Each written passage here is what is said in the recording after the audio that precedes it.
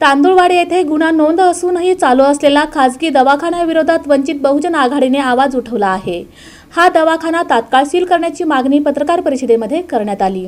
दक्षिण सोलापूर तालुक्यातील तांदुळवाडी येथे एका प्राकृतिक चिकित्सालयावर कारवाई करण्यात आली। गुन्हा दाखल होऊनही हा दवाखाना सुरू आहे असा आरोप करत हा दवाखाना तात्काळ सील करण्यात यावा अशी मागणी वंचित बहुजन आघाडीचे शहर उपाध्यक्ष रोहित लालसरे यांनी पत्रकार परिषदेत केली आहे। सोलापूर जिल्हा परिषदेच्या आरोग्य विभागाकडून या चिकित्सालयावर धाड टाकण्यात आली होती। त्यानंतर गुन्हा दाखल करण्यात आला। भ्रामक जाहिराती करून रुग्णांची फसवणूक होत असल्याचा आरोप केला आहे। गुन्हा दाखल झाल्यानंतरही हा दवाखाना पुन्हा सुरू आहे, यामुळे हा दवाखाना तात्काळ सील करून कारवाई करावी अशी मागणीही यावेळी रोहित लालसर यांनी केली आहे। माझी मागणी इतकीच आहे की 2 वर्षापासून मी पाठपुरावा करत होतो, सगळे पुरावे देत होतो। आता सगळे पुरावे तुमच्या समोर आहेत, तर त्या दवाखान्याला तात्काळ बंद करून सील केलं पाहिजे आणि त्यांच्यावर कठोरातली कठोर कारवाई झाली पाहिजे, जेणेकरून इतर जे सोलापूर जिल्ह्यात शहरात हा व्यवसाय करत आहेत त्यांच्यावर जाब बसला पाहिजे।